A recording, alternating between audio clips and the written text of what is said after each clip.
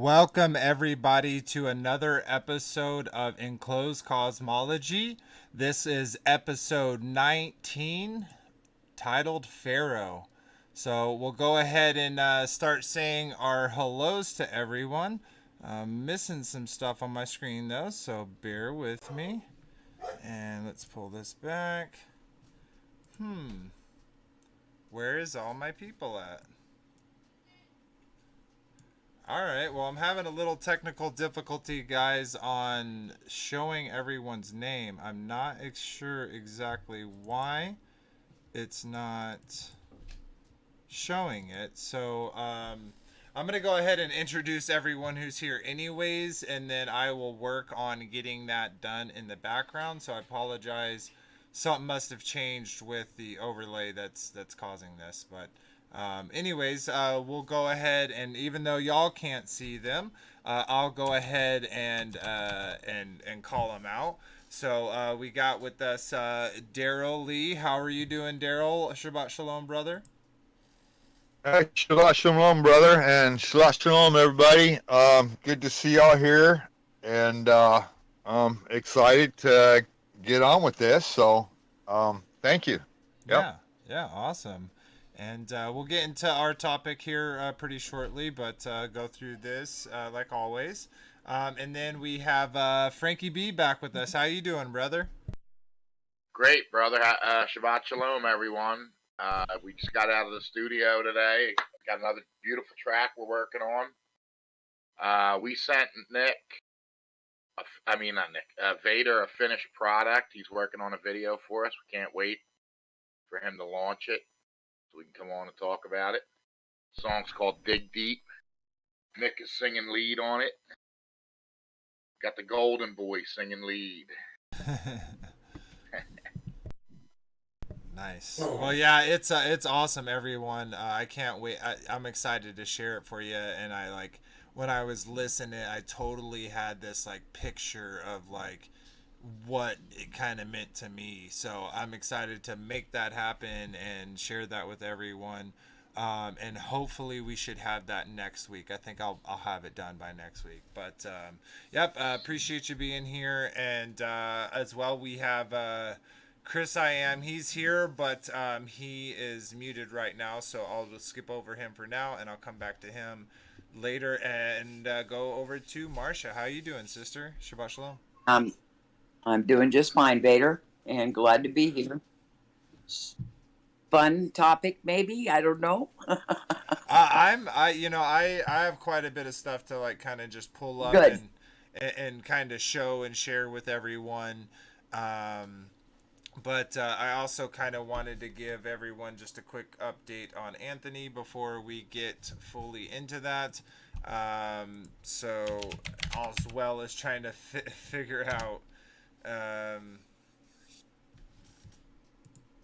how to figure out this issue that's going on. But anyways, so with Anthony now, I believe I had believed that we had secured a lawyer for him, but the lawyer is actually, even though there's money available, but they can't find him, there's getting a runaround.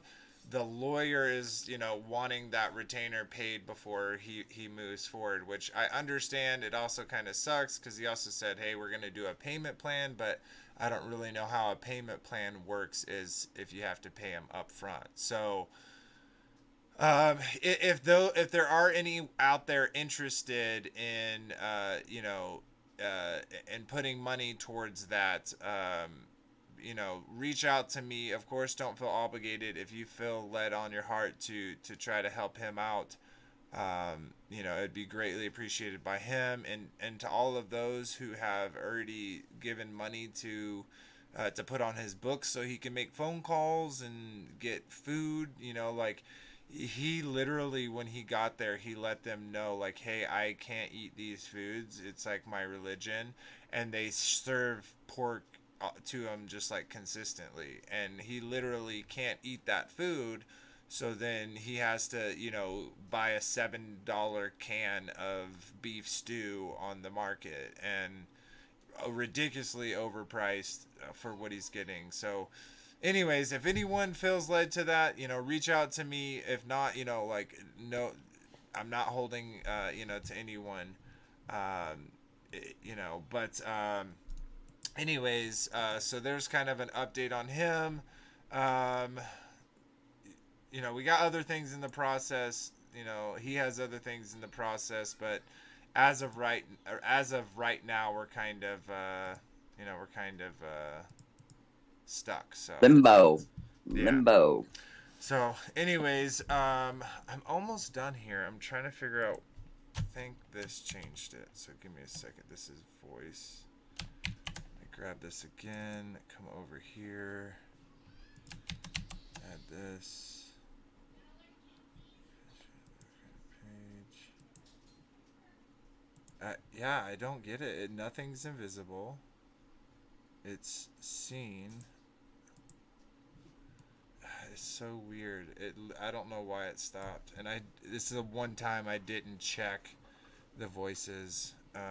I'm so sorry, guys. Please bear with Vader Bear. If I could color myself, I'd color my picture on there. I literally just updated it from the main site. And it's still not.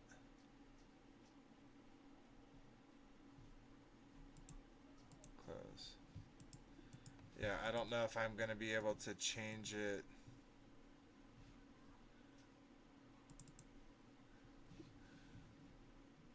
I'm so sorry, guys. Okay, this might be invisible once we kind of start talking about it and I have some time in between. I'm going to be talking for a while anyways. And then to those here, I'll go ahead and pull up Discord and share my screen. So if you want to share along and don't want to wait for the screen, and wait for it to show up on YouTube, then you can join my live. Come back to this later. So, pull this up for everyone else.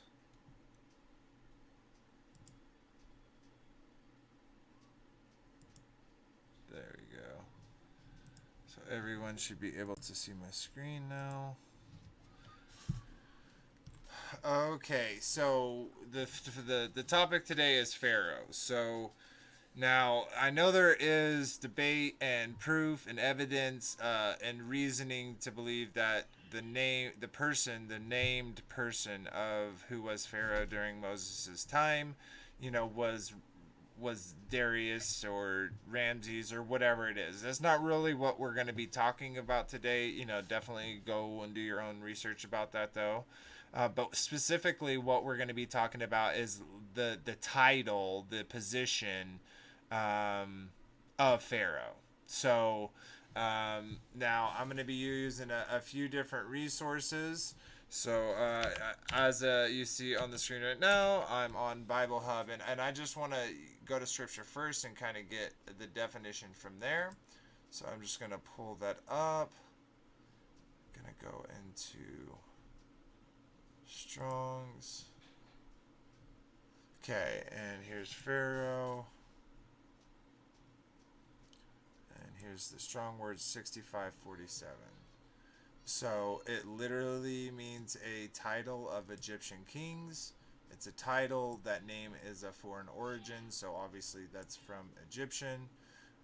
But purely it is a title of a king. So that's kind of in all what we're going to be discussing today. Why I picked that word, partly in that title, is to talk about that. So we were kind of talking a little bit before about what it kind of meant for Pharaoh, right? Because we have a Pharaoh character within the story of Moses, and he's one of the antagonist kind of the story. And something that Moses deals directly with on multiple occasions. So not only was there this person who is Pharaoh that was around the time of Moses, but that title, that name, has, you know, who knows how long of a history of kind of being known as a, you know, as a king. And furthermore, in this, there's tons of different resources out there, and I'll first just say that this is obviously missing, you know, information that they don't want to share. But this is the World History Encyclopedia, and I kind of want to read a few pieces from this. So this is just their overall religion. For those that never done any type of thing, and you know, some of this sounds good, but you know, that's how it always works with religion. So so the first part here that I want to read, these two couple paragraphs. So it says, religion played a part in every aspect of the lives of the ancient Egyptians, because life on earth was seen as only one part of an eternal journey, and in order to continue that journey after death, one needed to live a life worthy of continuance. During one's life on earth, one was expected to uphold the principle of Maya, harmony, with an understanding that one's actions in life affected not only oneself but other lives as well, and the operation of the universe. People were expected to depend on each other to keep balance, as this was the will of the gods to produce the greatest amount of pleasure and happiness for humans through a harmonious existence, which also enabled the gods to better perform their tasks. By honoring the principle of Maya, personified as a goddess of the same name holding the white feather of truth, and living one's life in accordance with the precepts, one was aligned with the gods and the forces of light against the forces of dark and chaos, and assured oneself a welcome reception in the hall of truth after death in a gentle judgment by Osiris, the Lord of the dead. So the reason why I kind of wanted to show that is, like, you know, this is what is kind of outwardly said about the Egyptians. And I also think about, if this is true, how easily the, you know, Hebrews at the time could have mixed these together, and added gods very, very easily. But one of the things that it kind of gets into is also this part right here, which talks about the gods. It says the underlying principle of Egyptians' religion was known as Hika, magic, personified in the god Hika. Hika had always existed and was present in the act of creation.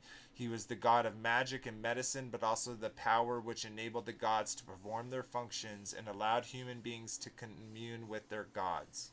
With their all-pervasive and all-encompassing, imbuing the daily lives of the Egyptians with the magic and meaning, and sustaining the principle of Maya upon the which life depended. So what's very interesting, and I'm not going to read it all, but Hika is also connected with money and the value of things, and that you know, kind of connection with the gods, as you needed them. They were a part of your everyday life. So I'm going to skip a lot of this. That, you know, we're going to be talking about some of these major, you know, major gods and stuff like this.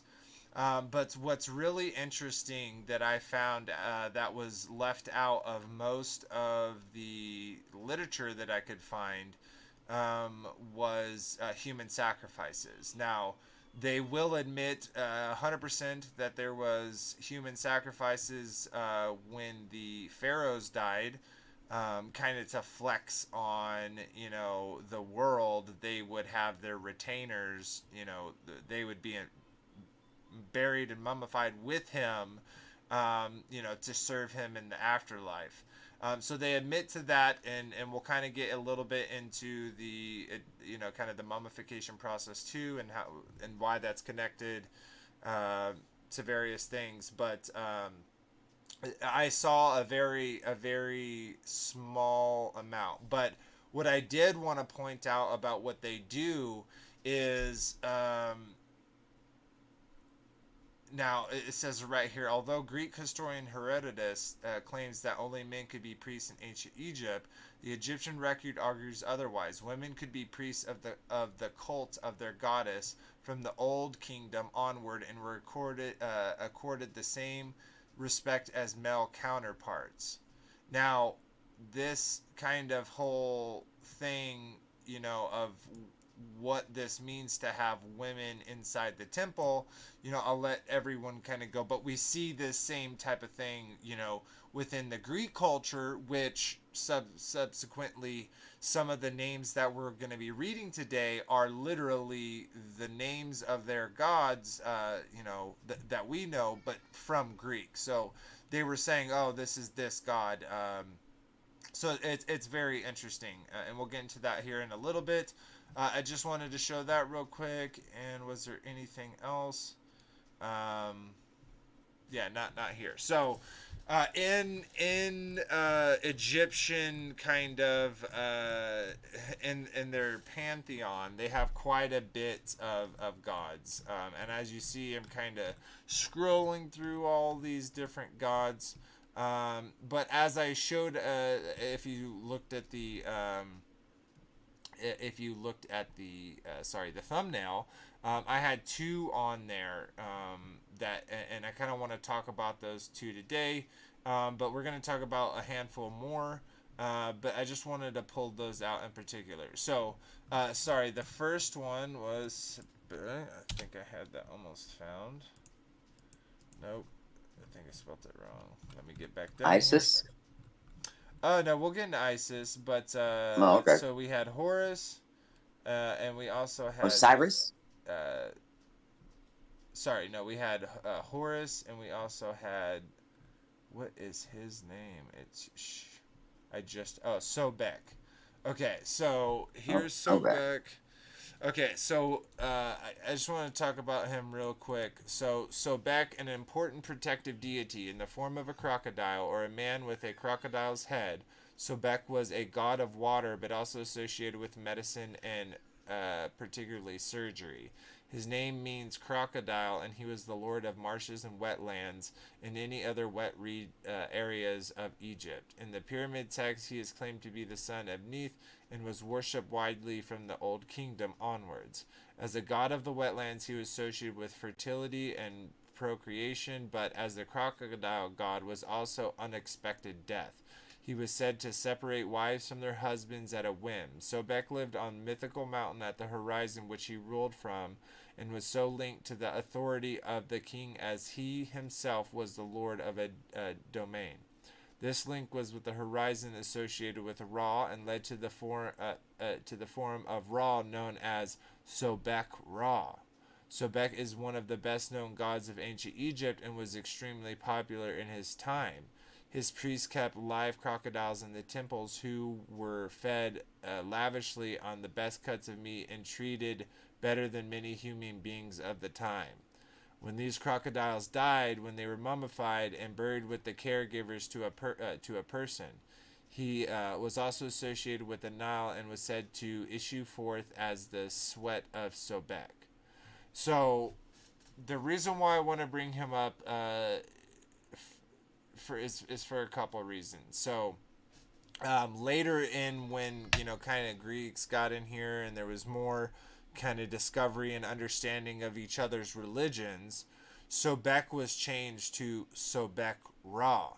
They were associated as the same for many reasons, from where they were ruling, from what they were domain over, and things like this. Though obviously these are seemingly personifications, we also think that these may, or at least I also think that these indicate that we had some mixings of people. Now, a lot of people associate, the Pharaoh with post-flood, and they were definitely around in the post-flood. But I also think that this kingdom existed pre-flood, and this was just the continuance on once that information was, or that land was reestablished or re-civilized. So anyway, so I wanted to show Sebek real quick. and show that connection there, and that kind of will lead into, obviously the first plague of Moses. And then let's pull up Horus. He's back here, and he had his own picture. We got a couple other slides that have a little bit more information on them. At least Horus is. Where are you? Horus. There we go. Okay, so there's quite a bit again, so I'm going to read this, so bear with me. It says, an early Avarian god who became one of the most important deities in ancient Egypt. Associated with the sun, sky, and power, Horus became linked with the king of Egypt as early as the first dynasty.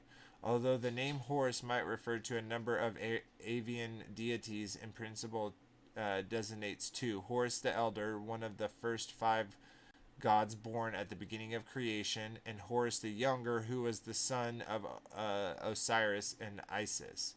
Following the rise in popularity of Osiris myth, Horus the Younger became one of the most important gods in Egypt.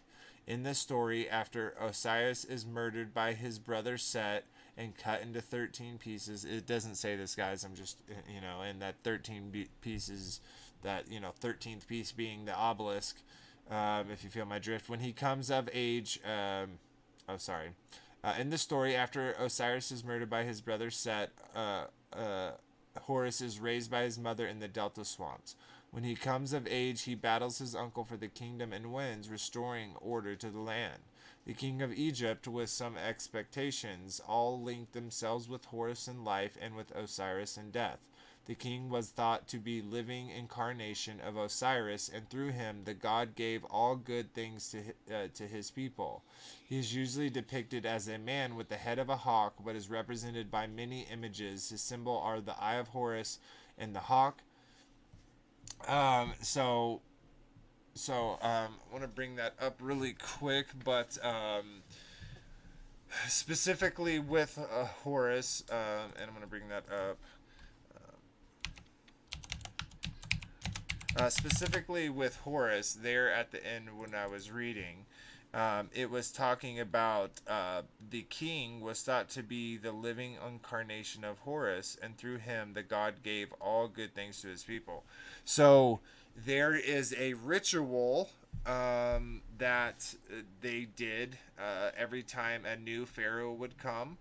And that same ritual has been continued in America since our first founding father, George Washington. He was the first one to go through the Osiris. I think it's called the Osiris something. I don't remember, but they literally believe that they're conjuring the spirit of Osiris and Horus and becoming that that deity. But the other point that I wanted to pick out is the fact that it says through that God gave all the good things to his people. So this is, like kind of it's kind of an insight, but I want to back up real quick and show something real quick, because it said the eye of Horus, and I don't know how many people out there, maybe I've seen this before, or maybe you haven't, but inside your head you do have a third eye. So that third eye is your pineal gland, and if you've ever wondered partly where they got the symbol for the eye of Ra, I'm going to show you. So pull this up. Did it not copy it? It did not copy it. Give me 1 second, guys. Copy link. There we go. See if that went. Nope. Sorry, guys. Bear with me for just a minute more. I copied the wrong link. There we go. Copy image link. There we go. So it's going to be kind of a small picture. Y'all should be able to see it over there. I'll show it over here, though. So right here inside your eye, inside your brain is your third eye. It's your pineal gland. It has a retina and a cornea, just like your eyeballs do. Now, if you look at this shape, we got very similar, kind of, iconography here. That's kind of even drew it on for you. So I don't know if anyone's ever seen that, and we'll get into the Ra. We kind of already brought up Ra. That's the Eye of Ra. It's also, there's also the Eye of Horus. So this is the Eye of Ra, and then the other one's Eye of Horus. So what do you think that means, Vader? So, specifically, what part? The third eye, the Eye of Ra. Yeah, the Eye of Ra. Why would they? So I think, and I've kind of said this up to this point. I think that they are like, our technology is way behind from before. So before, like, for instance, as we read with what was his name, Sabak. Sobek, he literally was a crocodile, but he was also the god of surgery. But yet we're told, surgery wasn't really created until like the 1900, 1800s, yeah, 1700s or whatever it is, when they were using all those dead bodies to experiment on, and so on and so forth. So they already knew about this stuff. They already did this stuff, and I think one of the reasons why specifically that is associated with Ra is because I think that your pineal gland is where, like, when you imagine things, like if I say pink elephant, everyone see that pink elephant, like that image you're seeing is created by your third eye. Exactly. Yeah. And right. So I just think it's interesting. We could get into calcification through fluoride and etc. But that brings me to the virtual reality. That to me, that's an attack on the pineal gland, because they're going right at you with all this imagery, and I would imagine they're trying to either program. Well, they are trying to program, but that virtual reality stuff. It's like it's an attack right on your pineal gland, I think. What do you think about that? It's kind of funny because with virtual reality, real quick, I was always, as a kid, like, I was like, oh my gosh, I'm so excited, like, when I get into this play, like, because like, there's games out there that kind of have that idea, or different types of entertainment out there that kind of have that idea. And I thought it would always be really cool, but like, as I came to the truth, I have actually never ever put on virtual reality. It kind of scares me. It kind of scares me, and what's funny is kind of what you're talking about, and what Austin's talked about too, is I feel the same way about virtual reality that I do hallucinogenic drugs. It scares me. So I'm not gonna talk bad about it per se, but right. I definitely have a creepy feeling when it comes to those things. Well, it takes you back to the movie Avatar. You're actually entering another realm, like they did in Avatar when they got into them things, and then they started interacting with the beings in that realm, or that planet, whatever it was. You know what I mean? So they were using virtual reality to put on an avatar to interact with these beings in the movie. You know what I mean? Yeah, but those beings were supposedly real, and the avatar was very touchable. So usually, virtual reality, a real person can't touch. But it seems real. You actually feel like you're touching them. That's why you'll see people like their hands. And they feel like they're touching somebody. A real person feels like they're touching without reality glasses on. Anyway, doesn't make. It's okay. I don't need to be involved in that. Yeah, no. It's getting crazy. Like, where you can walk any direction.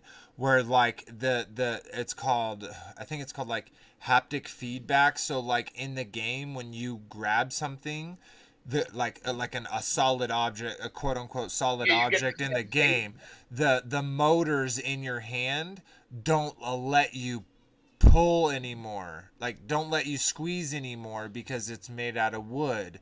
But let's say it was made out of jelly, you could squish it. Yeah, I understand, but those are, you're both wearing virtual reality glasses, not one person being real outside and the other and touch whatever. Yeah, I guess I didn't make myself clear. Gotcha. Yeah, I guess so. Yeah, but you get the sensation real. That's the thing. They're attacking our senses. You know what I mean? Because you're putting on them goggles and you're entering another realm and you're getting the sensation of what you're doing is real. That's got to be playing with your psyche somehow. You know what I mean, Vader? Totally.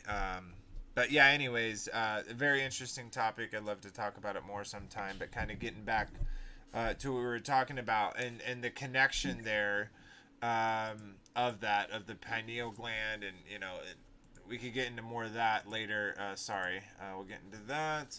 Pull this back up. Okay, so I specifically called out those two people, and we'll kind of read a little bit more. Now, this isn't a full-on history lesson about you know their all their gods and stuff like that. What my point is of showing this, and I'm sure most of y'all are at least, you know, understand what they were kind of about, is they had a plethora of gods and they worship these things, these people, you know, like obviously kind of how we worship our Father, but in a different way.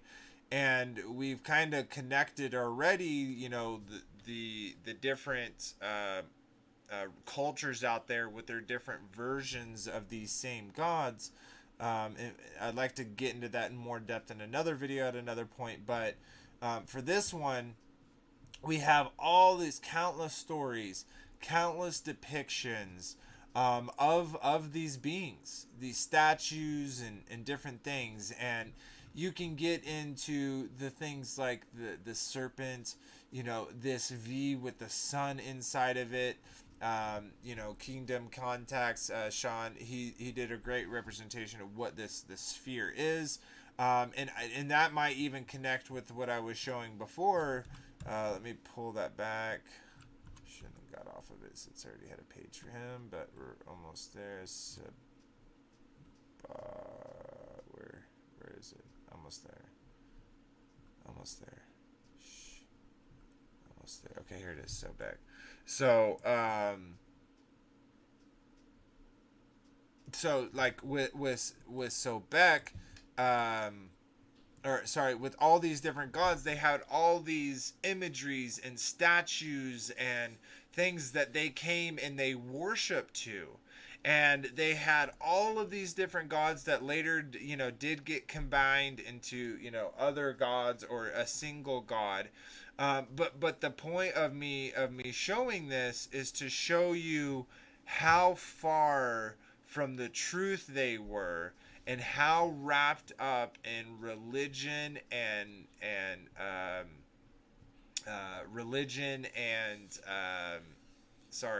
tradition that they had become. And we definitely will talk about how that transitioned into the Hebrews' behavior later on. But also just to emphasize the seriousness that they took these things, right? Like they made huge temples. And I wanted to kind of bring it back to a subject. So we saw here, and I left him again, but with Sobek, it says, Sobek is one of the best known gods of ancient Egypt and was extremely popular in his time. His priests kept live crocodiles in the temples, who were fed lavishly with the best cuts of meat and treated better than many human beings of the time. Do y'all think that there was ever a time where humans were fed to those crocodiles? Of course. So, but so obviously they don't talk about that, right? Well, who's they? Who's they? So I'm saying that this is the world encyclopedia. What is it? World something. Oh, sorry. Okay. But what my point is this is just the information. Like what my point. What is it? The World History Encyclopedia. But what my point is they have all of this information that they at least have shared with us, right? That they've at least shared with us. But if you just Google, did Egyptians do human sacrifice, you won't really find any information. Oh, like they did again, their retainers. But I want to show this. Now, this is like a little of a kind of offshoot. It is an org website as opposed. This is an org, but I don't know. It seems a little bit more believable. But anyway, so it says when examining human sacrifice, there are three of the practices that should be distinguished.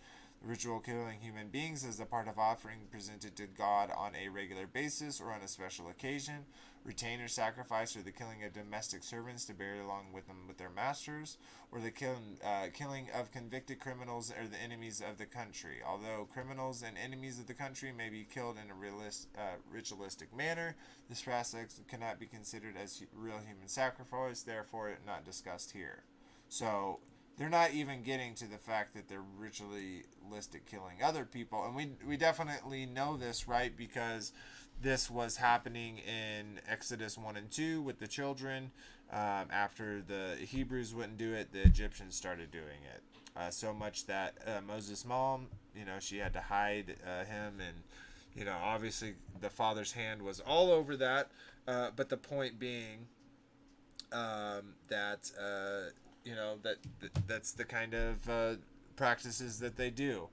So I just want to read this real quick. It says there is some evidence to suggest that human sacrifice was practiced during the pre-dynastic period at the beginning of the first dynasty.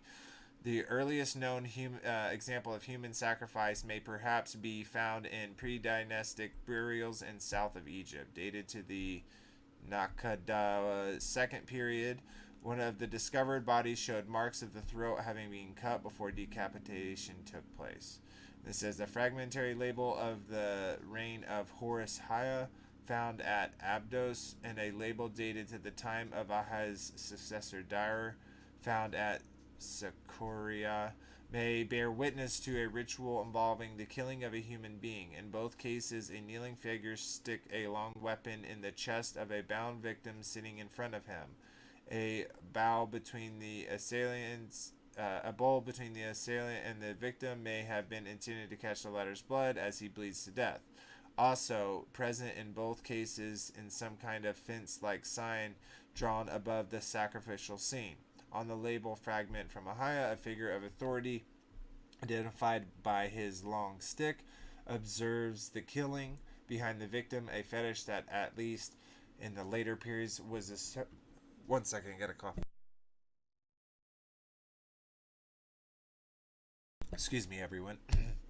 It says, behind the victim, a fetish that at least in later periods was associated with Anubis is represented. It is not known if this fetish may have been related to the practice of human sacrifice. So there's more great information on here. This is talking about the retainer sacrifice. Go check that out. Here's the link if you're interested. But I just wanted to share that there is at least evidence that we've seen, and I would suppose that there's a lot more evidence, a lot more artifacts and information that have came out of Egypt that have been either willingful or unwittingly not shared. But I tend towards the former. So anyways, I wanted to share you with that, and it brought up Horus, right? So I got this up here on Horus. Let me bring this up.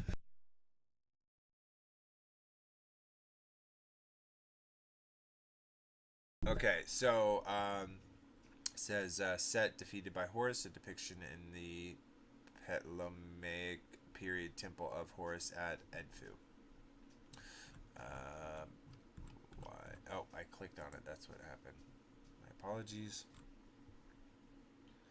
Okay, so again, not gonna get super into Horus, but I just want to pick a couple things here out. So this first part is that says, not first part, but the first part I'm going to read says the name Horus is Latin version of the Egyptian Hor, which means the distant one, a reference to his role as a sky god. The elder Horus, brother of Osiris Iris and Set, and Nephthys is known as Horus the Great in English, or Harwer and Hurrivis in Egypt. The son of Osiris and Isis is known as Horus the Child, Horpakahid, who was transformed into the Greek god Hippocrates after Alexander the Great conquered Egypt in 331 BCE. Harpocrates also means Horus the Child, but the deity differed from the Egyptian Horus. Hippocrates was the Greek god of silence and confidentiality, the keeper of secrets, who stationarily regularly depict him as a winged child with his finger to his lips. Oh, we all know that that imagery that we see all the time in entertainment. But it says Horus the Younger, on the other hand, was a powerful sky god associated with the sun, primarily, but also the moon. He was the protector of the royalty of Egypt, avenger of the wrongs, defender of order, uniter of the two lands, and based on his battle with Set, a god of war, regularly invoked by Egyptian rulers before battle and praised afterwards. In time, he became combined with the sun god Ra to form a new deity. So weird, we have a new form of deity with Sobek as well as with in Ra, and now we have here a new kind of combination of Ra Hakarahite, god of the sun, who sailed across the sun during the day and was depicted as a falcon-headed man wearing the double cross on the upper and lower Egypt with the sun disk on it. His symbols are the Eye of Horus, one of the famous Egyptian series symbols, and the falcon. So I kind of had read a brief thing of that, but there's so much of this mixing when they're combining these things. We see that once Alexander the Great had conquered, we get a Greek name for him, which still means Horus the Child.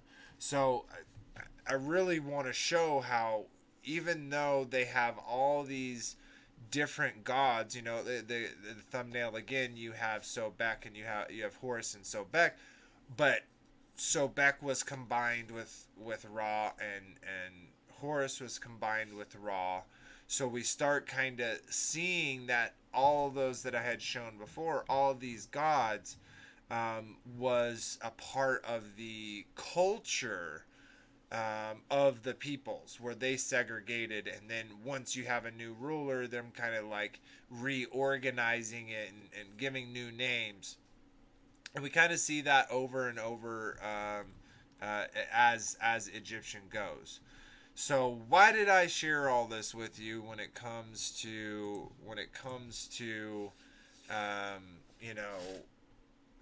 the ancient Egyptian religion? Well, the point that I'm showing you is this is one aspect of a pharaoh's life. He would not only be raised to learn all these gods, obviously in his time and era, as some gods fell out of popularity, but also what all these gods do. So we also saw that Horus brought the good to man, and he is the representation and the protector of the royalty, so of Pharaoh.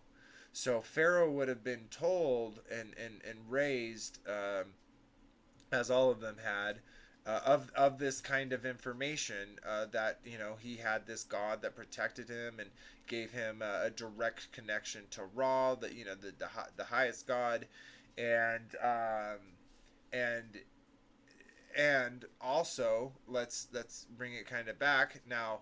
Again, mainline historians will shy away from the fact that Egyptians partook in ritualistic human sacrifice. Though I did show you some evidence of some hieroglyphics that were found, I would suppose there's more out there. But the point of being is, when Alexander the Great came out, they got Greek names. Well, that's because they're the same thing. They just have different cultures that grew up around them. And so Oh, not sure what that was, but an additional piece I want to add to that, kind of because we see the same similarity, is all of these other groups, right? They also all believe that they are the royalty are all descendants of gods. So we haven't looked in the Chinese religion, but and there's a handful of them, but their dynasty, first dynasty, he was the son of a dragon. In Hindu, the same thing. You got those Hindu gods coming down and creating their royalty. That's why they have the caste system. You see this again in Egypt, where you have certain people who were destined to be God. You see this also in Europe, with all the households, mainly a handful, that all claimed that they had a divine right to rule because they were, destined to do so by God.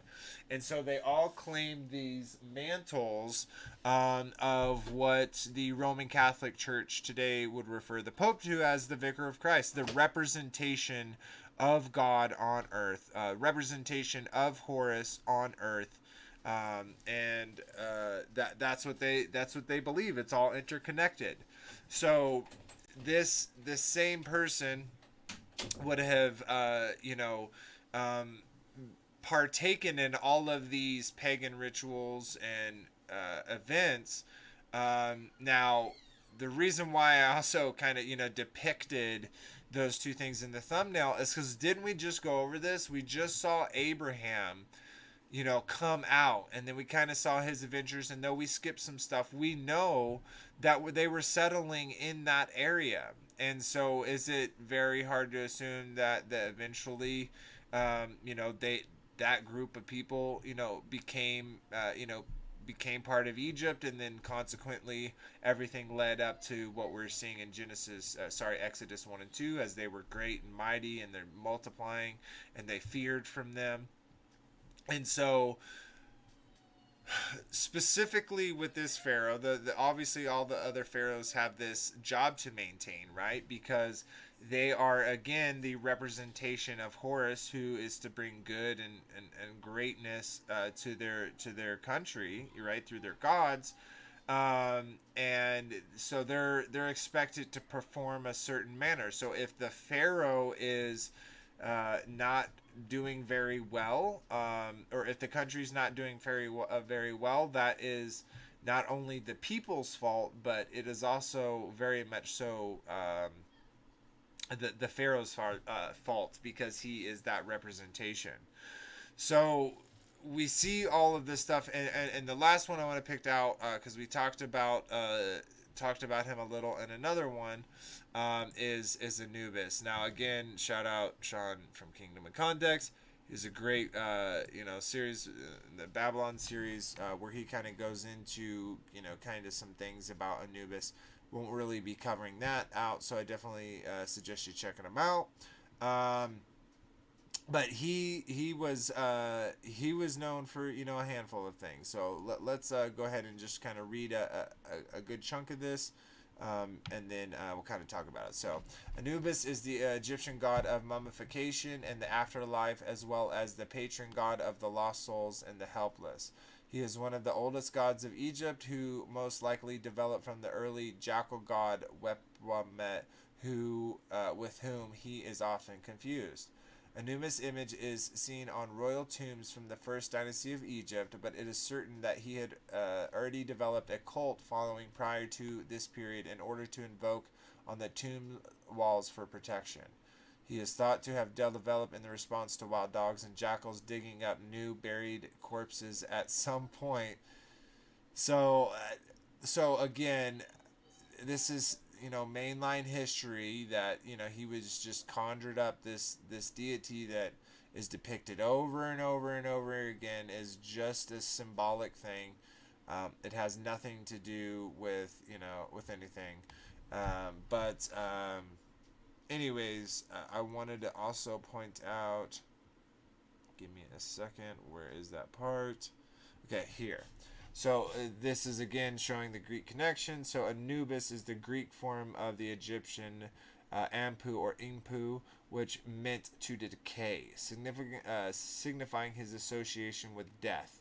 He made many epithets besides first of the Westerners, and also known as Lord of the Sacred Land, referring to the area desert where necropolis were located. He who is upon the sacred mountain, referencing the cliffs around a given necropolis where wild dogs and jackals would congregate. Ruler of the nine bows, a reference to the phrase used for traditional enemies of Egypt who represented as nine captives bowing before the king. The dog who swallows minions is simply referring to his role as the god of death, master of secrets, since he knew what awaited beyond death. He who is the place of embalming, obviously for mummification, and foremost of the divine booth, referencing his presence to the embalming booth and burial chamber.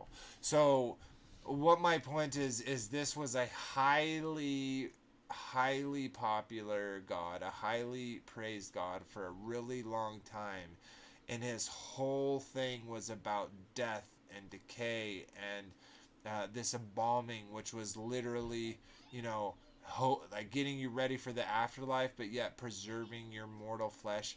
Literally makes no sense, the story that they give us, but again, this is not going into a whole history compared to what's true to what actually happened. I just kind of want to show you these things, because a lot of these things, as we read on later on in Exodus, we will see these gods be directly attacked, directly assaulted by the Father. So one of that first one, kind of started off with, and we'll get that to another one, but just as a kind of a teaser, is that he turns the water to blood. Now, Sabak was the literal, the crocodile god. He was the, all the Nile. He was over this area, and it was his domain. And he was also associated with sudden death. So a connection there to Anubis. But these practices that these people were doing is, again, we see this in all the other cultures except this one culture. So yeah, anyways, that's kind of all I had specifically that I kind of wanted to share. Now, if any of y'all want to get into more of the specific gods, or you have questions, anything like that, I'd love to hear it. And before that, again, I'm sorry guys, for whatever reason the Discord is not showing voice. So well, the program's about Pharaoh. So yeah. What was all that other than he represents, that's what their culture believed in? Okay.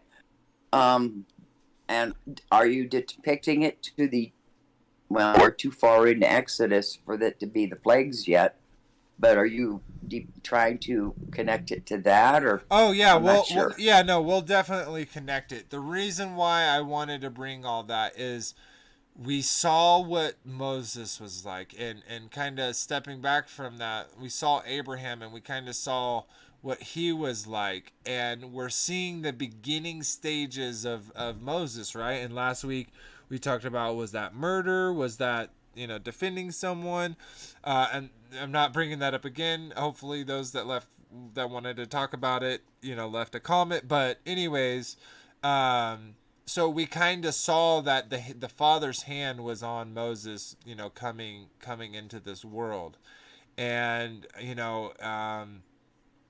we know that coming into that, there was a Pharaoh that knew who Joseph was and respected them, and I believe allowed them to do the things that they wanted to do, and that's why they were prosperous, is because they were able to follow Torah and able to do the correct things. But as they were targeted by the Egyptians because they were getting big and mighty in the land, we see the Egyptians start turning to some of these, kind of crazy decisions, like kill all the firstborn, male childs. And that response obviously is not Torah, right? But more so than that, it was a targeted thing, and we see that kind of consummated again with Moses. So again, we see where Moses is coming from. We see what he's going to go we know what we're going to go through. We're going to read it.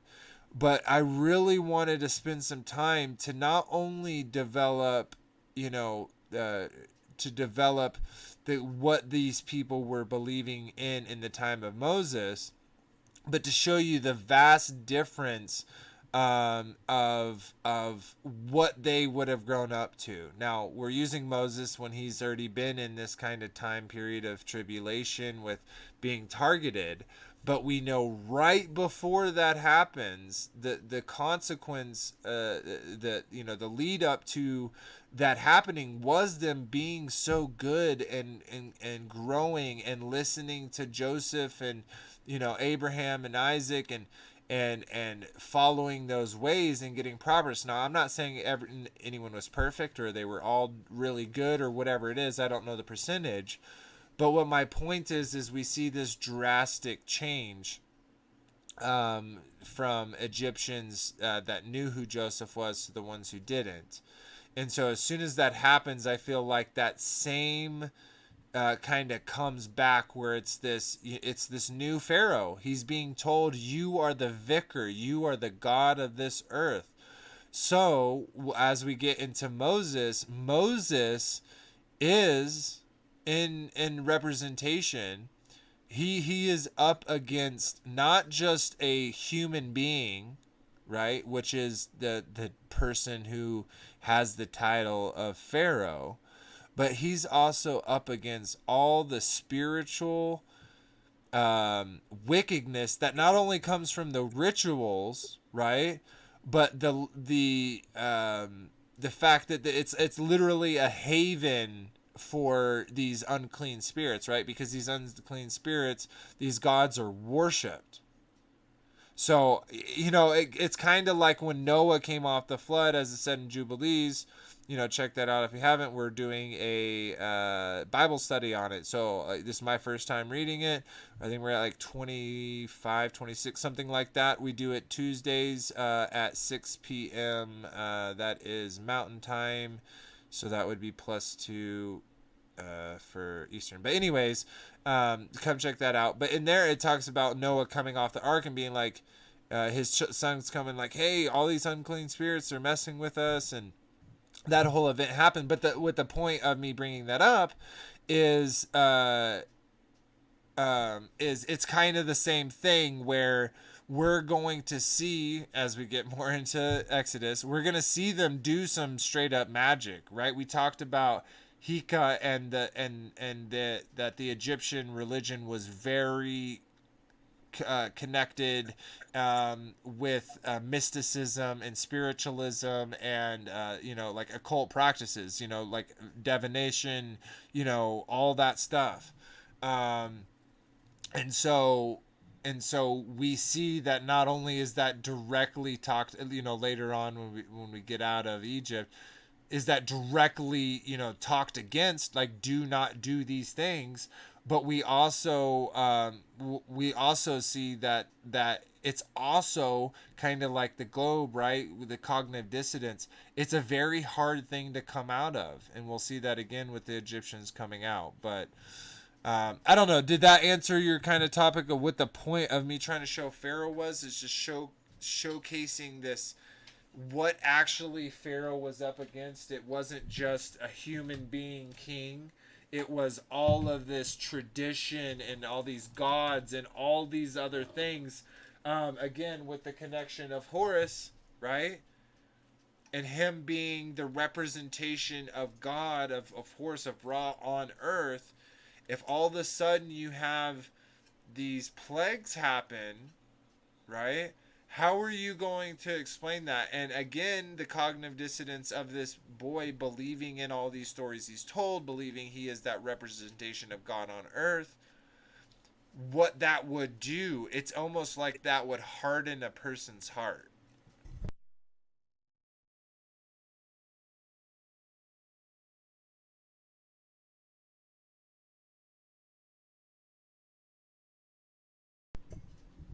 So, anyways, I see Ian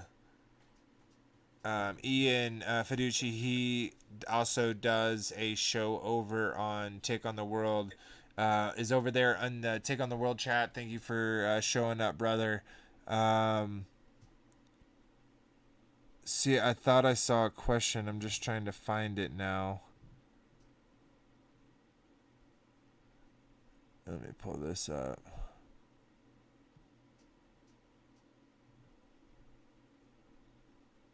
Sorry, everyone. I'm a little slow trying to find this. Anybody else got some questions? Yeah, anyone else? Oh, but I wanted to finish with you. Does that make sense? Did I at least answer your question? Well, kinda. I mean, I understand you wanted background of what they believed in, and they believed in gods, and they had spiritual powers. They definitely did, and they'd have rituals. And yes, I do believe they did sacrifices. I don't care what the encyclopedia says. The Bible says they did human sacrifices and horrid things. So the Pharaoh is definitely going to be a part of it. That's who he's ruling over, and Pharaoh. There was even gods made, those big, huge gods made for Pharaoh. I mean, even who is it? Abraham's father. Did he make all those idols? I mean, yeah. So Pharaoh is part of, that. But yeah, so like what my point on it, again, and to reiterate, is like he wasn't just up against a human being. He had all this spiritual stuff in front of him that he had to deal with. And I understand. And I'm so excited to get into that, because you'll see, the father systematically go through in the plagues attacking Pharaoh, because it doesn't just, again, it's not just attacking Pharaoh when he's doing this stuff. It's literally attacking the spirits, right? Because when you have, let's say, people praying to Sabak, right, the god Nile or whatever, right, and then all of a sudden the Nile is filled with blood, right? Your belief in that god is going to be stunted. So their literal spiritual powers were changing and going crazy during this period with Moses and Aaron, and of course we'll get into that. But I just kind of want to set it up, because I think a lot of people don't really consider that. They don't, like, they see the person of Pharaoh, and I'll be the first to admit, like, I have some of the cognitive dissonance from Prince of Egypt, but my point is we kind of I just want to make sure as truthers, right? Like, before we totally glazed by Genesis 1 and totally was able to be like, oh my gosh, the world is a ball, even though it does not explain that in any type of way. So in the same way, I don't want us to brush past, thinking about Pharaoh not only as a human being that he was dealing with, but a whole nation that he was dealing with, and a whole spiritual backing and history behind that.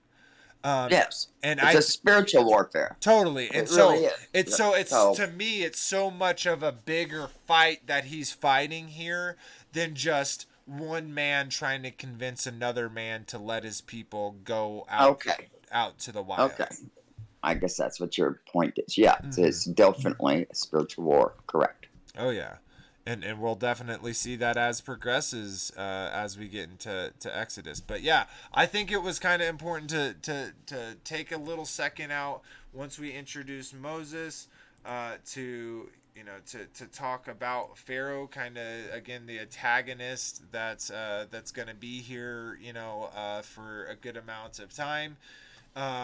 So yeah, I hope y'all kind of enjoyed that little presentation I had for you. Again, if anyone has any questions, comments, other things they'd like to bring up with the pertaining to the topic, I'd love to hear them or anything.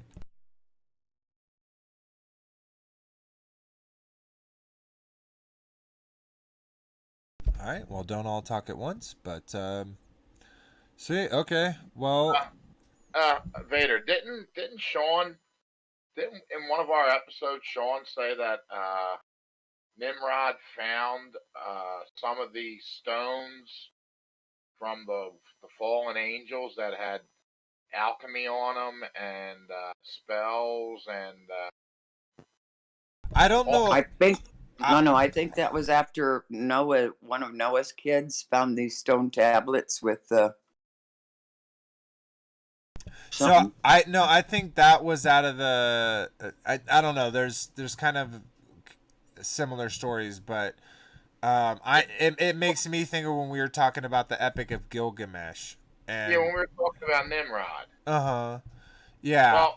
Well, the Egyptians are a descendant of they're like an empire that came after Nimrod, aren't they? So no, well, my personal belief is that they were a part of Nimrod's empire. Right, right. So they probably had access to all the things that Nimrod had.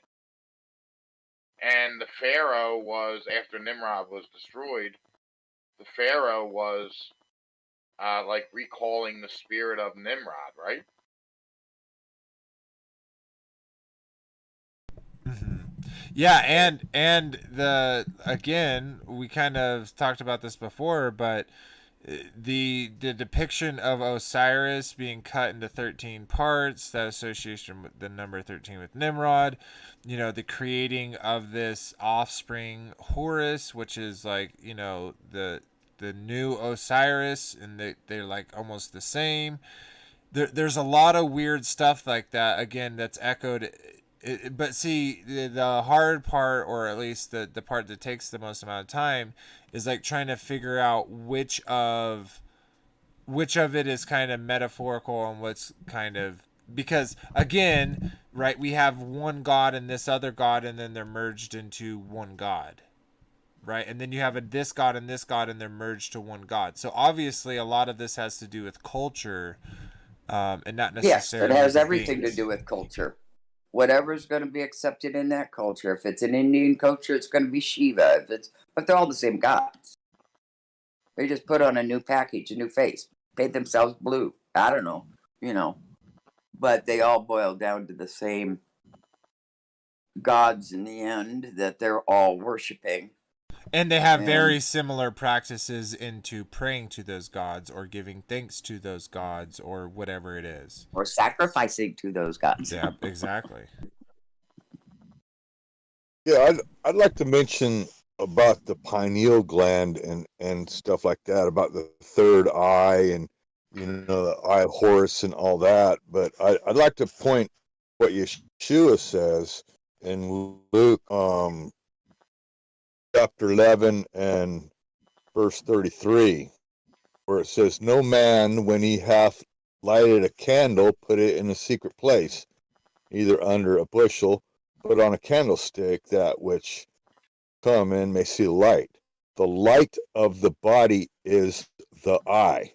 Therefore, when the eye is single, the whole body is also is full of light. But when thine eye is evil, thy body also is full of darkness." So it seems like that there is this third eye thing that we need to be aware of, and it's and it mentions being single, that we don't want to get our stuff mixed up. We don't want to one little bit of leaven can mess up the whole thing. But I don't know. As far as the pineal gland goes and all that, I'm not real clear on how that equates in scripture. I don't know how to protect my pineal gland. But is there some herbs I can take to help me? I mean, well, honestly, they talk about it being calcified, and then yeah, I know. you're not spiritual. I don't know, all that kind of stuff. But there is a prevalence here. It seems, as far as scripture, that there's an eye, and that we should be single with our eye and keep it full of light.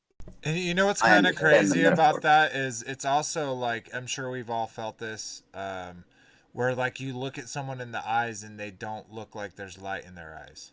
Like people say that kind of almost as a phrase or a saying, but it's kind of true. Like you can see that people don't have light in their eyes, and those people are usually not very happy people. Well, it comes to the wicked. They perceive wicked in their thoughts, and then they act them out. So if the pineal gland, the third eye, is the window to your imagination, and then so if you corrupt that and have evil thoughts, then you're going to do evil deeds. Yeah, and Yeshua sums this up fully by sums this up fully, by showing that like he says, if you have hate in your heart for your brother, you've already committed. Well, that hate in your heart literally brews into a thought that you then view in your imagination. So then you're putting this dark thing in your imagination. Totally. Actually, yes. Yeah, absolutely. So deceitfulness of the heart. It's the deceitful thoughts of the mind that make your heart corrupt. And he says, if you have lust for a woman in your eyes, or is it say heart? If you if you look with your eye, if you look on a woman with lust in your eyes, yeah, you've already committed adultery. So right there, I think it says with lust in your heart. Well, but, yeah, even if it is, again, the same thing. Like if you're that has to happen with like vision, right? So sure, it's like sure, yeah, it's just keeping your eye gates pure. If you start looking on a woman and lusting after her, it's like when David was looking at Bathsheba, taking her bath every day. He lusted in his heart, and then he took her, and then he had her husband killed in battle. It was Bathsheba, right? Yep, you're correct. Yeah, but now we took it out of the heart and into actuality. Yeah. But usually when you lust in your heart, that's probably what will happen, is you will take it into actuality or into literal being. But well, yeah, anyway. and we do that. We manifest those things, right? And that happens on the most corrupt, sick levels, right? Where it comes with like people who hurt children, right? Like that's not the first thing they do. It's kind of like a drug, right? Like you don't start with the hard drugs. You kind of work up, and that's kind of what you do, right? You kind of work up to this, and I even though this kind of seems off, it's like this is what we're gonna see with Pharaoh, right? We're gonna see him go through this over and over and over, where he's hardening his heart. And I think that hardening his heart is kind of like what we're talking about, is he's having this feeling in his heart, he's imagining it, and that things are manifesting. So yeah, awesome for that comment. As a truther, we know that all their psyops are manifested by projecting fear on large groups of people, so it actually comes to pass. You know what I mean? Like the whole COVID operation, the things we just went through in the past 2 years. Yeah, and now what we're having now, it's another threat, and that's affecting everything. It's again affecting logistics because the gas prices. Companies are going out of business, trucking companies. The gas itself, right, is affecting everyone because now their cost of living just to get to work just skyrocketed, doubled. So yeah, like they're obviously always putting us through fear, and we got Mr. Sleepy Joe, saying there's going to be food shortages, which is obviously going to cause people to go to the store and buy more food than they normally would. So yeah, like the toilet paper scare we had in the beginning of. People were hoarding toilet paper like it was crazy. Yeah, and so yeah, they've been doing the same thing over and over with that fear, but yeah. Anyways, so kind of back. I got caught up in that because I only buy toilet paper for like 2 weeks or a week. And then I go to the store and no toilet paper. I'm like, what's going on? People are losing their minds. I guess I was one of those that lost their minds. I'm I'm gonna go buy some more. You never know what's gonna come out on this show.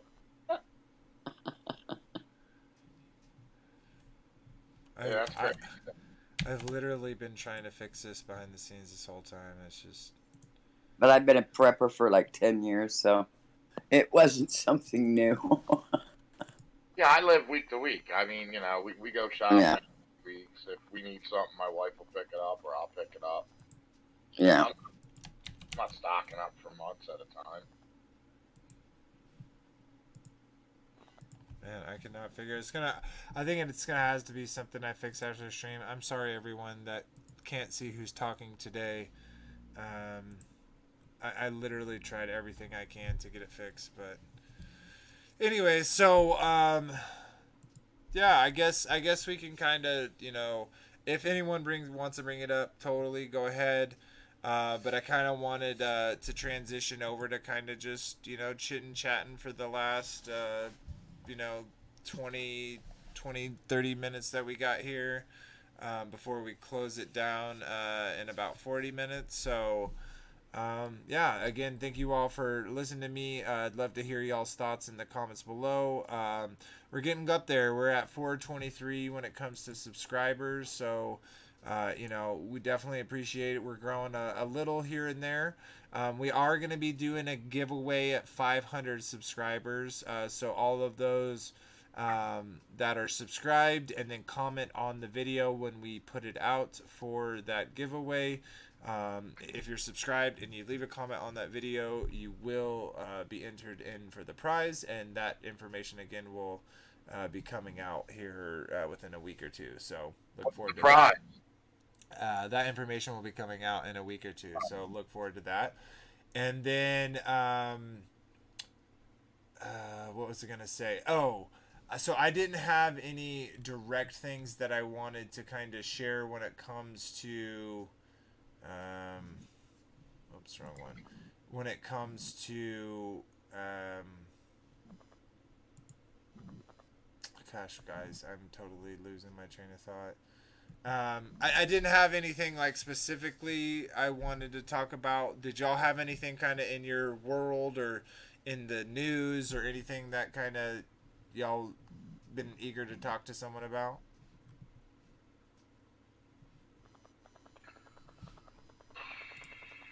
Man, y'all are just a riot this today. Well, if that's the case, How far are you along on the video for Dig Deep? I'm still storyboarding it, getting exactly what I want, and then I got to do a lot of kind of background work, so it'll take a minute. And I'm gonna give. I was thinking about doing just a little teaser, just like kind of the beginning, without going too much into it, just to kind of get people amped up. We may do that at the end of the show. Yeah, well, you gonna play a little teaser of the track at the end of the show? Yeah. All right. So stick around for that. It's good, guys. They'll definitely get you jamming. Yeah, oh, isn't it? Oh yeah, it's very awesome. Yeah, we're excited, man. We did a show last night, me and Nick. I gotta cut it up. We got video.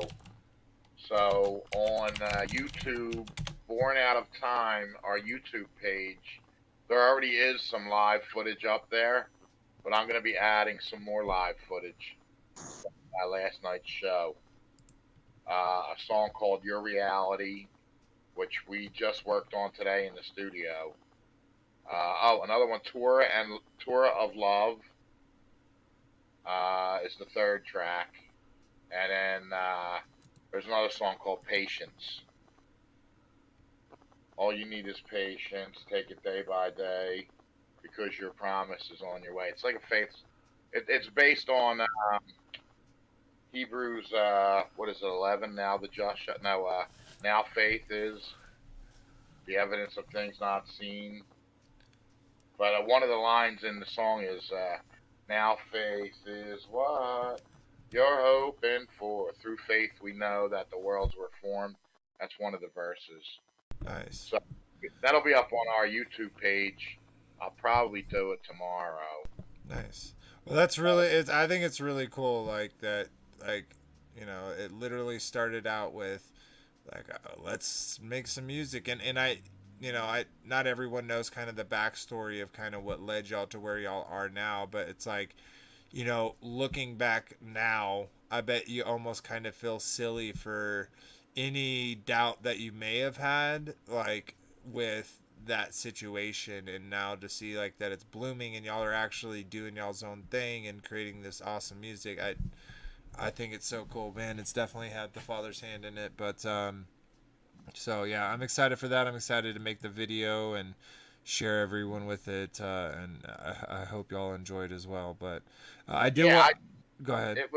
It started out with just me having an idea, because we got kicked out of another band, and so me and Nick were like left, ousted, over "Love Is Your Witness." Imagine that, a song called "Love Is Your Witness."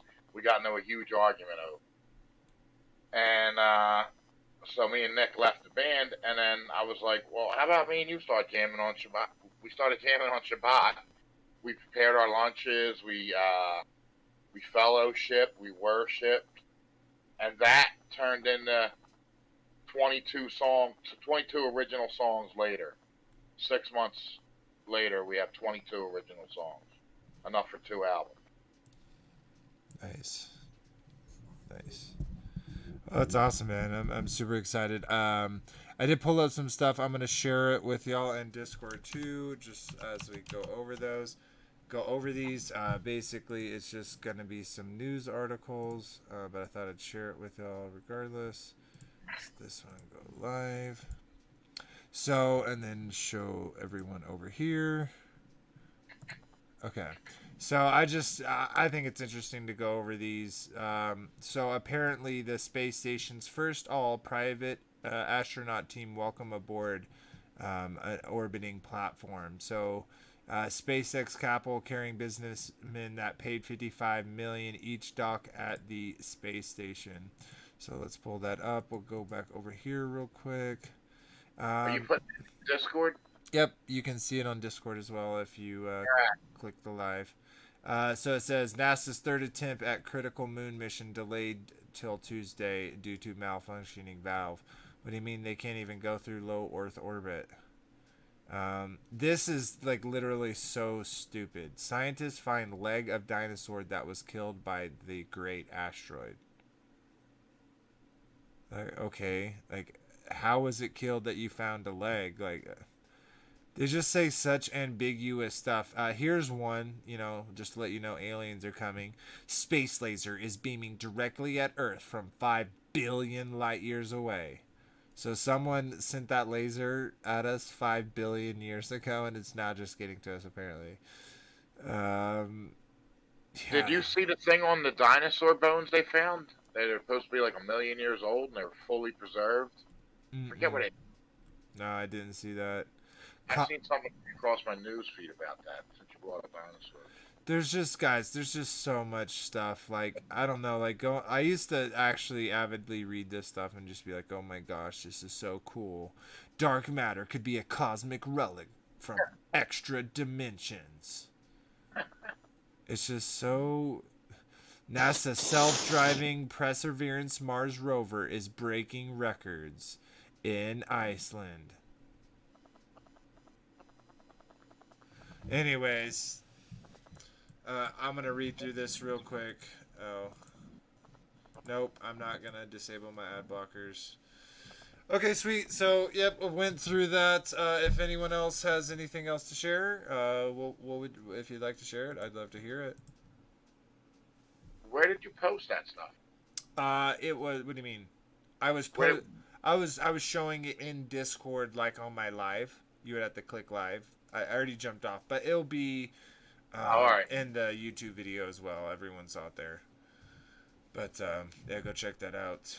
Sweet. Okay. Well, I guess since there wasn't really any more comments or anyone wanting to say anything about anything else, I guess we'll just do our house cleaning, our housekeeping, and get out of here.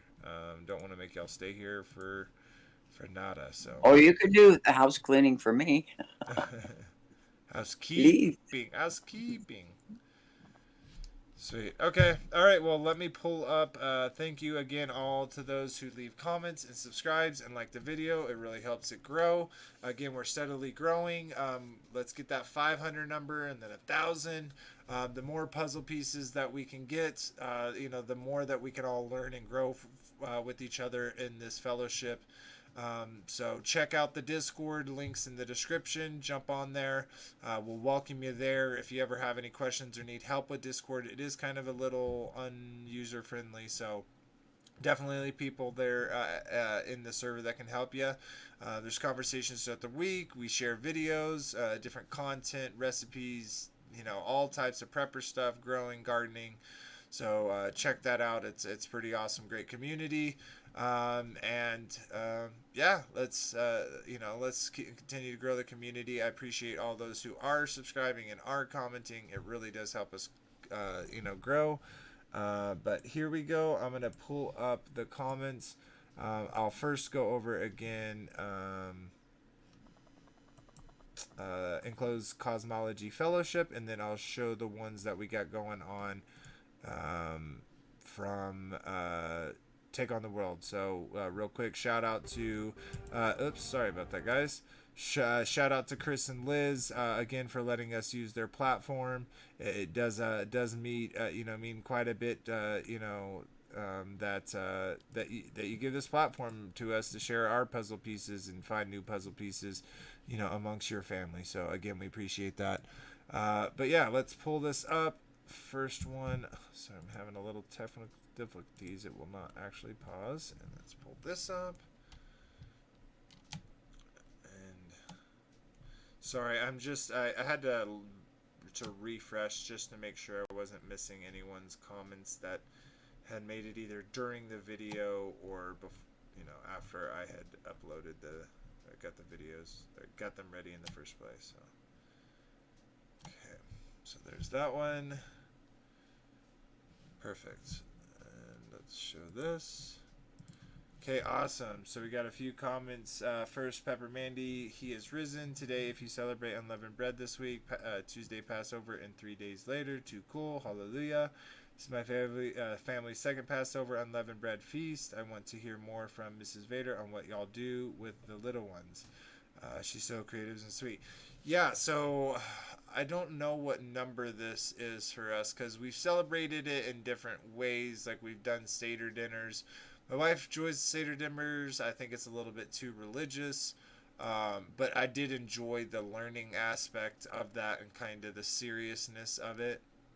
And then a lot of it is just like a lot of teaching in them and understanding. And I can't think about what it off of the top of my head, but there's this very specific commandment when it says like, and when your sons ask you, why do we do this? And we say, because with the mighty hand of God, he brought us out of Egypt, out of bondage.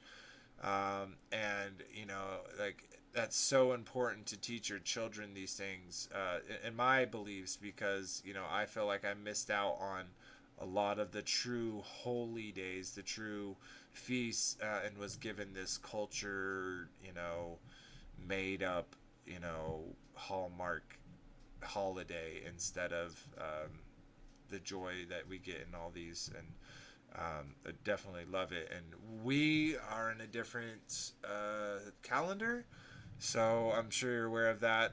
So we still got a little bit before that happens for us. But one thing that happens leading up to this is we're like, just every meal is like leaven, trying to get all the leaven out of our house. So coming up to that. So appreciate your comment, Mandy. You are, Pepper, you're amazing, all the stuff you do. So hope you're doing great, sister. Here's my comment to boost the channel. Thank you. Just kidding. Great show as always. Love you all. Love you. Definitely. Well, sister. And that helps, guys. Like, literally, that helps boost the channel, getting those comments. So even if it's simple like that, it really does help it. Marcia, dear sister, said another enjoyable dive into the word, and everybody putting the pieces of puzzle together is awesome. It sure is. And then my loving wife said, Passover, I love diving in Exodus every year. I love how Passover has always has all the connections to Messiah. I love celebrating with food and drink and fellowship. Our Sabbath service keeping group spends the week together doing fun activities. I love having children. I can pass these truths down to 100%, Dave. I definitely agree. Alrighty, and then we'll go ahead and get the ones over from Take on the World. Again, appreciate those comments. It helps, with Take on the World grow, which means they can get more people, to share their content on their stream and grow that community as well. I don't know about their plans this year, but last year Anthony went. We do have a special episode with him on the streets there at Take on the World. Check that out. But yeah, they have a Take on the World conference, a get together, stuff for everyone of all ages to do. A lot of learning about the Father and getting into that. So check them out as well. And all right, so let's look into our comments from Take on the World. Bring those up. Got our brother D&G Ministries. That's Ian. Again, he does a show on Take on the World. Check him out. He says, good point that there are modern pharaohs that are giving orders to modern day midwives. They are indeed doing the bidding of the modern day pharaohs. I actually have something to share about why Pharaoh didn't punish the midwives, by the way. Also, Mrs. Vader was on it in the video, in my honest opinion. Solid points. Good comparison on the phrase concerning muttering the Egyptian taskmaster to Korah's rebellion. Yeah, awesome, dude. Thanks for that comment. It was very well thought out. Appreciate that. I'd love to hear more on why the wives weren't punished. So midwives, I should say. But appreciate that. My beautiful wife over here said, to celebrate Passover, something I really love doing is a feet washing as a part of preparations because it is a humbling act. So when he had washed their feet, taking his garment and sat down again, he said to them, do you know what I have done to you? You call me teacher and Lord, and you say, well, for I am. If I then, Lord and teacher, have washed your feet, you have also ought to wash one another's. For I have given you an example that you should do as I have done to you. Most assuredly I say to you, a servant is not greater than his master, nor is he who is sent greater than he who sent him. If you know these things, blessed are you if you do them. 1 John 13. Yeah, awesome for that, babe. Yeah, we did. We started introducing that into it because this was also kind of thing with Passover. So, I wash all the children's feet, and then my wife washes my feet, and it's a very sobering and humbling act to do with one another, and I feel like it's something that's kind of lost in our civilization today. And then a new sister, I haven't read a comment from you. Thank you so much. It said, hope you all had a blessed Shabbat. Sure did that week and this week too, and I hope the same for you. And then Monglo, thank you. I really enjoy hearing the respectful way you guys discuss the scriptures. Yeah, I appreciate that. And your comment all the time, it's so helpful. We definitely appreciate it. And to all of you that do in the future, it really, really helps us out. So again, thank you to all that do that, who like, share, comment, subscribe, all that jazz. And remember, subscriptions are free, guys. You're not paying anything. You just click a couple buttons, and then you get our shows. And as of right now, we're putting content out once a week, so we're not gonna blast you out with all these notifications. You'll get one from us once a week. So I sure hope you do that. But other than that, yeah, that was kind of all the housekeeping that I had to do for the day. So I guess we can just start saying our goodbyes, unless there was anyone else that had anything they kind of wanted to bring up.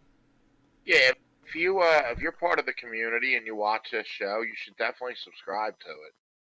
And the notifications only come up once a week. It's not overbearing.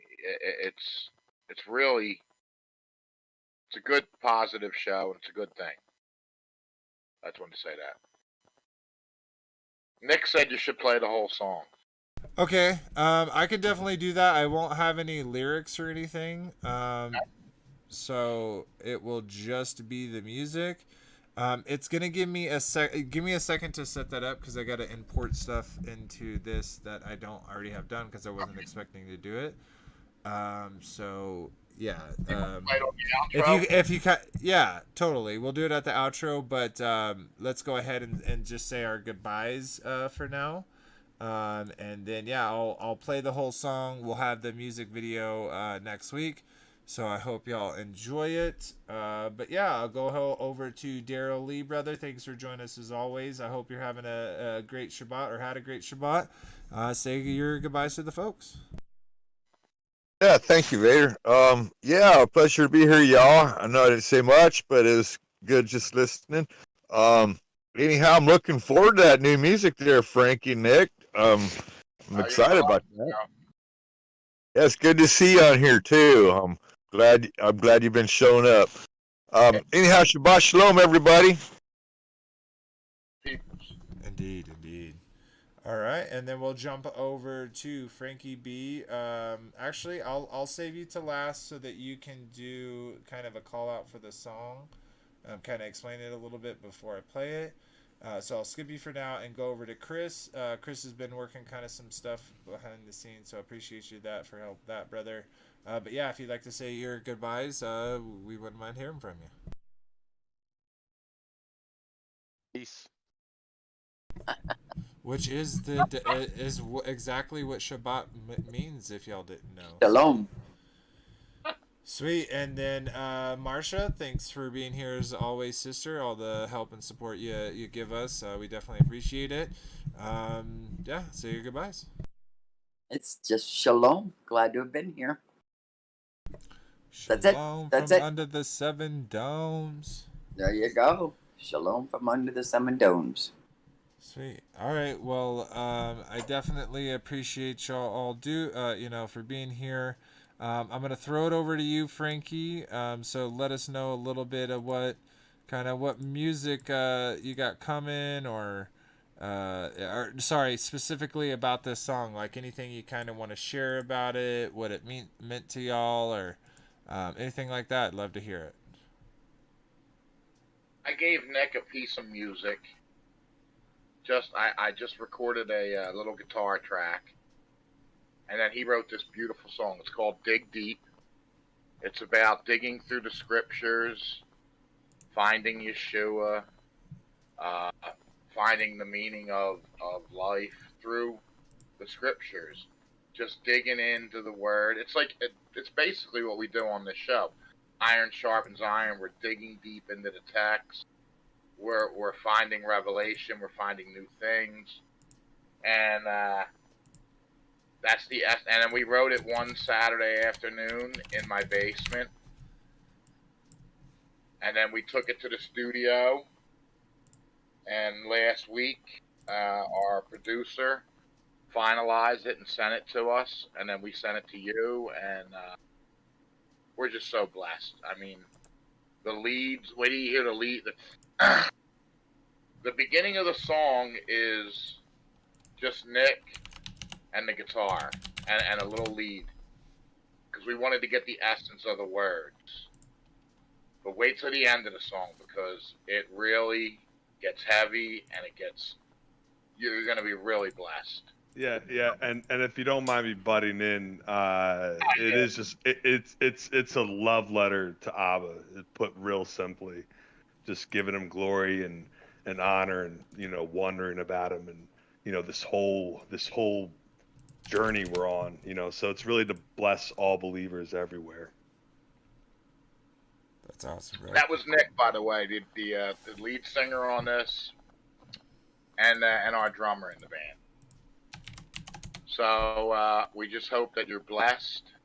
Continue to search the scriptures. Continue to seek out the Spirit. Continue to pray. Continue to just walk in love and seek the Father, because if you seek the Father, He will show up and He will give you answers. So we just hope you're all blessed. Have a great Shabbat. Have a great week, and dig deep. Here it comes. Here it is. I'm so excited. Thanks, Vader. Oh, my pleasure, bro. And I'm almost done here, so just bear with me for just a moment longer, people, and I will have this good to go. Just want to add some type of background so people aren't just staring at black.